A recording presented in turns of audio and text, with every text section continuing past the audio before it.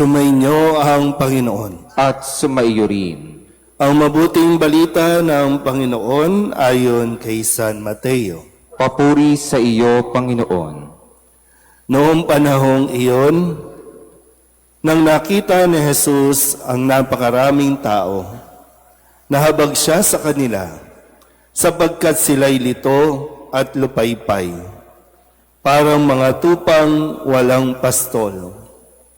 Kaya't sinabi niya sa kanyang mga alagad, sagana ang aanihin, ngunit kakaunti ang mag-aani. Idalangin ninyo sa may-ari ng anihin na magpadala siya ng mga manggagawa sa kanyang aanihin.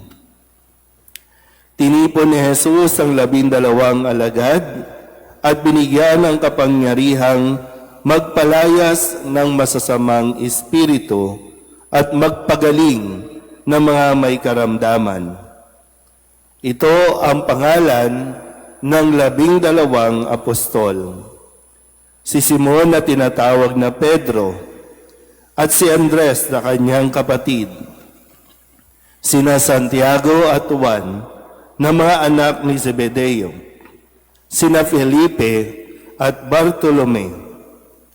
Si Tomas at si Mateo na publikano, si Santiago na anak ni Alfeo at si Tadeo, si Simong Makabayan at si Judas Iscariote ang nagkanulo kay Jesus.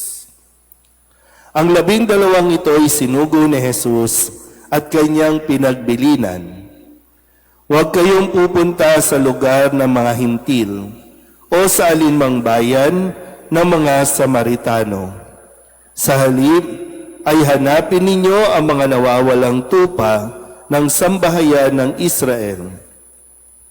Umayo kayo at ipangaral ninyo na malapit ng maghari ang Diyos. Pagalingin ninyo ang mga may sakit at buhayin ang mga patay.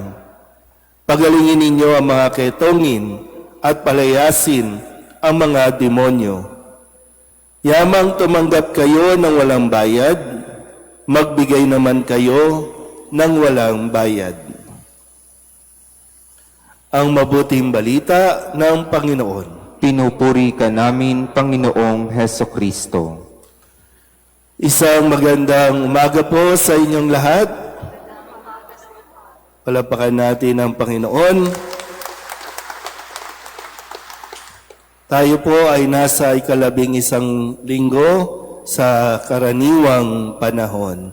At nitong nakalipas na mga araw, maraming nadagdag na mga pangyayari sa ating pong lipunan, lalo tigit ang paglindol sa bahagi ng Mindanao at sa balita na atin pong natutunghayan pa rin magpasa hanggang ngayon. Maraming tao pa rin ang nagugutom, walang tubig, walang kuryente, at wala pa rin matirhan, dahil naghihintay pa rin naman ng tulong na minsan talaga mapapaisip ka din, bakit pag ganitong sitwasyon, ang bagal ng ayuda, hindi nila mapagdesisyonan agad, kung paano magdi-distribute.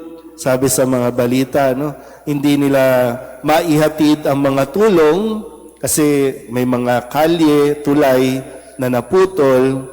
Sabi ko, anong ginagawa ng mga helicopter? Ano yung ginagawa ng mga sasakyan na talagang nagagamit ng ating mga lingkod bayan para magpumasyal, para pumunta sa ibang lugar? Pag ganitong tunay na pangangailangan, sadyang mabagal tayo sa ating pagtugon. Kaya marapat lamang na ang mensahe ng ating Ebanghelyo ay isa puso natin. Sabi ni Kristo sa ating Ebanghelyo, nakita niya ang napakaraming tao. Sila ay lito, sila ay lupaypay. Kaya nahabag siya sa kanila.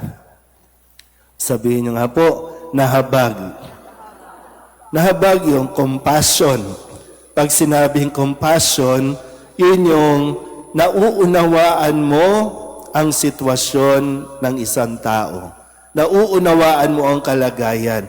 Nararamdaman mo ang kanilang pinagdadaanan.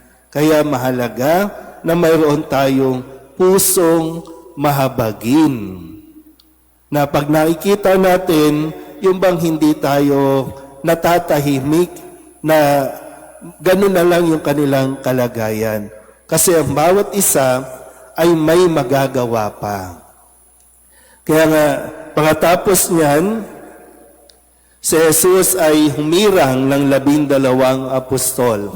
Tinawag niya ito para makatulong sa paghahatid ng mensahe, sa paghahatid ng presensya ng Panginoon sa kanilang kalagayan.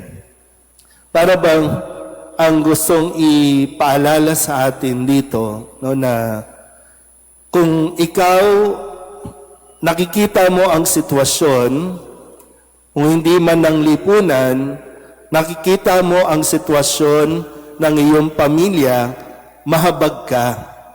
Magkaroon ka ng pakialam.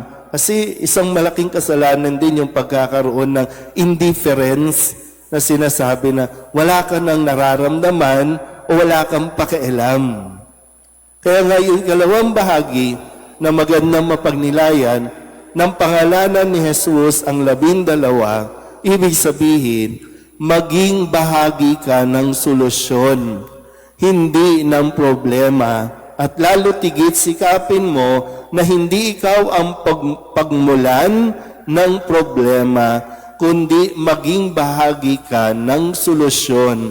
Mangyayari lang yan kung mayroon kang pusong mahabagin o kaya naman pusong marunong mahabag. Mahabag ka naman sa pamilya mo. Mahabag ka naman sa mga magulang mo, sa kapatid mo, na para bang yung effort, lahat ginagawa. Tapos ikaw, ano bang ginagawa mo? So, sana po, no? Maging bahagi ka ng solusyon at hindi ng problema. At ikatlo, nang sabihin ni Jesus, nang sila ay hayuin o isugo, yamang tumanggap kayo ng walang bayad, magbigay kayo ng walang bayad. Yan nga sa atin pong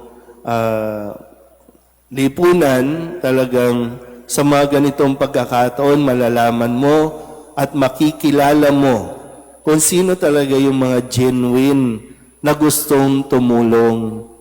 Minsan po, no, pasensya na kayo kasi pag nakikita ako sa balita, nalindol na paghahandaan pa yung mga politiko sa kanilang pagdating. Sila pa yung pakakainin, sila pa yung aasikasuhin, samantalang ang mga nalindol, nandoon lang, tulala pa, nagugutom na, tas mag-i-speech pa tayo ng mag-i-speech. Hindi yun ang kailangan. Ang kailangan nila bubong, ang kailangan nila pagkain, tubig, yun ang dapat unahin, yun ang dapat asikasuhin, hindi ang pagpapapicture. Para maalala na pagdating ng 2028, napunta kami sa inyo, ha? Yun ba talaga ang pagtulong? Pagtulong ba talaga o pag-i-invest? Kaya nga ito yung magandang paalala sa atin. No? Nawa, tayo po, no? Huwag tayong mahulog sa ganitong trap o sa ganitong sistema na kaya tayo kikilos, kaya tayo tutulong dahil may inaasahan tayo. Hindi man ngayon, babawi ako at maniningil ako pagdating ng araw. Sa tamang panahon o sa takdang panahon. Eh, hindi yan ang taong nagtataglay ng pusong mahabagin. Amen?